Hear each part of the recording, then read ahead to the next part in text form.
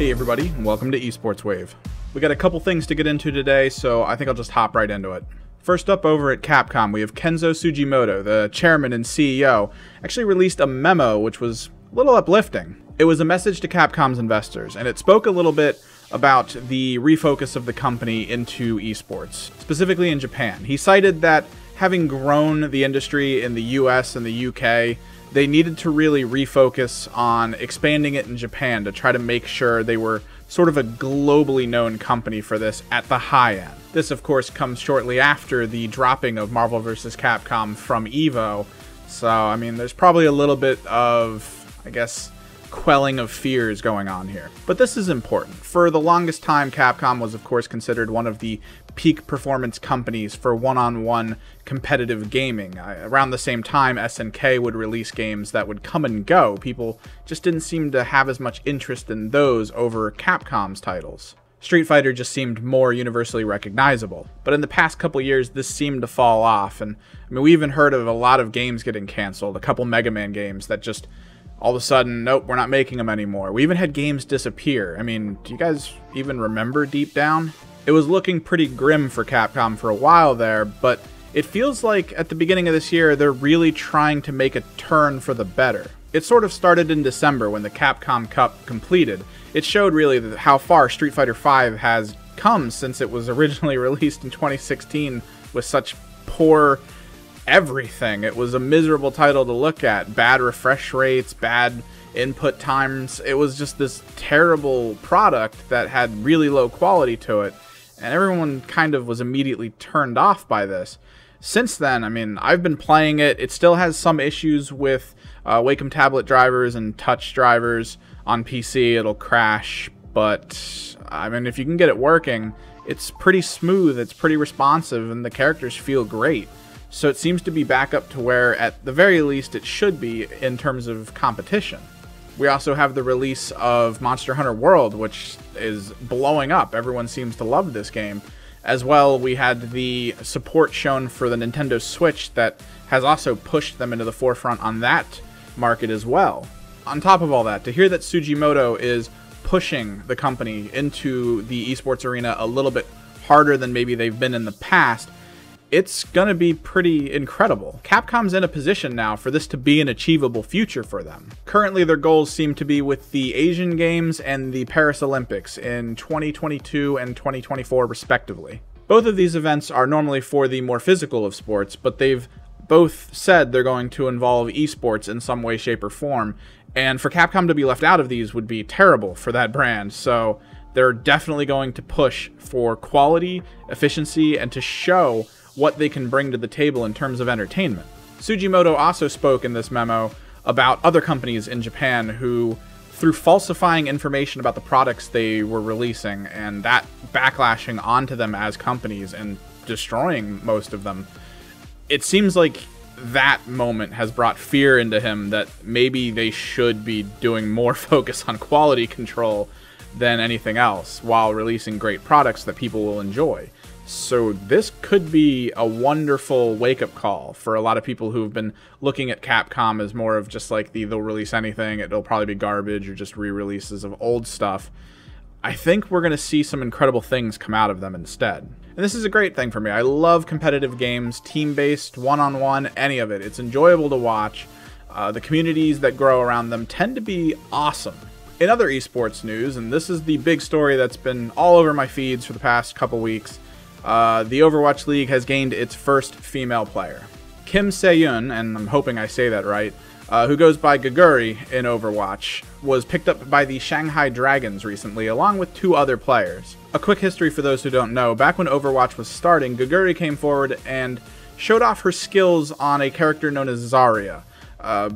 Kind of big in the meta back then, has fallen out since, but her aim specifically with this character was almost monstrous. So much so that during a competition in Korea, she was actually called out by a few of her opponents as having an aimbot, and that was the only reason she was as good as she was. This kind of led to them claiming that if she wasn't banned from the Korean competition, that these players would quit the game completely. It was sort of a way to get them to push this girl who obviously is cheating out of the whole scene, and it was kind of sad, but The turnaround for it was that Geguri actually streamed for a very long period of time in a controlled environment where people watched her play and assured everyone that she was not cheating, as she just dominated people in the online matches. This led to both those players quitting and disbanding their team.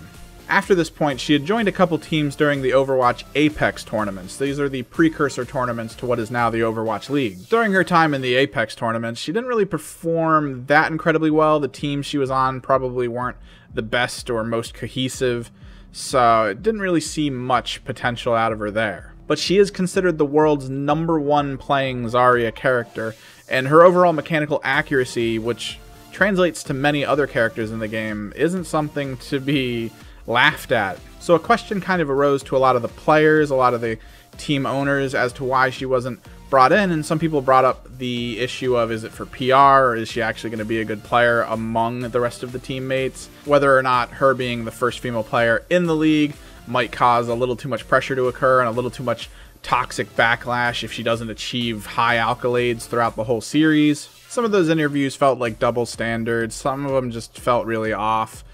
It's definitely a very, I guess, delicate or maybe even touchy subject. It's hard to really talk about without it feeling either a little misogynistic or things along those lines. But now she's part of a team, and I do think that's great. Not even for the whole first female in the league thing. I just think it's great that they've picked up this fantastic player, because there's a little bit of an issue. And I guess this is a little bit of a warning for those who are riding a lot of hopes on her as a kind of vessel for women in competitive gaming. She joined Shanghai Dragons. They're currently the worst team in the league. From what I've seen, this is definitely chalked up to problems of team play. They've definitely shown they have what it takes to compete at a high level. They've shut people down in maps that are difficult to stop enemy teams in. When the flow of the game is controlled to some degree by what they want, they achieve the best of possible goals in victory. They almost show themselves as a dominating force in some of these matches. But ultimately, they keep losing, and it's kind of terrible. So this kind of coupled with having a player now that everyone's cheering on in a more specific way than just, oh, a good player, let's cheer them on and hopefully they do well. They're kind of adding this extra level of, well, it's a female player, so obviously this has to be the best player. Their team now has to start winning. There's kind of this extra level of demand, I guess, from the community, and it's not good. She's certainly impressive. Her Zarya is considered the world's best, but currently in the meta, Zarya is not a character. She also plays D.Va in Roadhog, and her D.Va is pretty impressive. But if her team still doesn't have good communication, if their plans fall apart, if something doesn't go their way, this is a game that's meant for a team, not just an individual player. So even through her greatness, something could go wrong and they just won't win still. In these kind of communities, this tends to have an enhanced toxic effect. So I implore you, as possible fans of the Overwatch League, as possible fans of Geguri, don't get swept up in it. Cheer her on for the victories, support her through the losses, and be a fan of her team. She is highly skilled and capable, but so are all these other players. That's why they're in the professional league, and some of them have even been playing for a very long time together. So regardless of what happens, just be there and be happy that the whole thing, the whole league, is even taking place. And even as I say this, I know it's probably not going to happen. Just internet things. And another major story to hit my feeds this week is a major retirement in the Dota 2 caster scene. If you play Dota 2 at above a casual level, you've probably heard of Merlini. There was a point in time where he was a trendsetter. He would adjust the very meta during competition to show everyone what could be done with some of these characters that no one expected. His performance on a Tinker specifically, utilizing a function of the game that allowed him to move around the map extremely quickly based on what the character's abilities are, gave him the nickname of M-God. This was a nickname given, not one he took on himself. He moved on from the competitive level of the game and took on a more analytic role. With all his knowledge of the game, the following of the meta, knowing the players, the systems built around it, the way the competitions work, he managed very easily to achieve the status of Tier 1 talent as a caster. Recently, he tweeted and released a Reddit post talking about his decision to leave Dota 2's tournament scene completely. Now this comes shortly after another commentator had announced his semi-retirement. He at least left a group that specifically focused on Dota to achieve more potential as a caster. Toby Wan, who actually casted some PUBG as well for their major tournament. He even started a show on YouTube called Well Played and began a platform called Best Meta, where he's hoping to bring competitive gaming back to the players with a little less focus on the industry behind it that's just dumping money into it to focus on them. The problems Toby Wan has with the industry seems to be reflected by Merlini's decision as well in his Reddit post. The issue is, as a caster in the Dota 2 scene, you don't really have security. Even if you're top tier, the venue you're working for might not care. The feeling in the industry now seems to be that it doesn't matter who's casting, it's the players that matter. It's the players that bring the audience in. But the casters are the translation for the audience. So there's a little bit of an issue there. And the casters put in the work as well. They'll keep everyone informed of things that maybe no one knew, or maybe even just little tidbits of information that up until that point no one's even heard. Between matches, the casters put in a lot of effort to entertain people, to maintain the viewership before the next match. The revenue streams are growing in these venues. The money seems to be focused on going towards the prize pool and the players coming in, more so than the talent letting us all know what's going on. The fear Merlini stated is that at any point, new casters can start undercutting the prices they're willing to accept to host these shows versus what a tier 1 caster would want. This type of situation would eventually lead to venues looking to Merlini and other high-end casters and going, this is what we're willing to pay you, and we don't care if you want more. And Merlini has to decide at that moment whether he's going to take the reduction in payment or just not do an event and not make any payment and possibly try and stream it on his own and make subsequently much less than he would had he done the tournament in the first place. Merlini went on to state that he took a look at everything that was going on in the industry and realized, yeah, he was at the pinnacle, but the amount of work going into that, the amount of effort, it wasn't being reflected well in what he was able to do outside of that. He talked about specifically if he wanted a pet, he wouldn't be able to keep one because most of his life is spent in hotels or traveling the world to try to be at these events.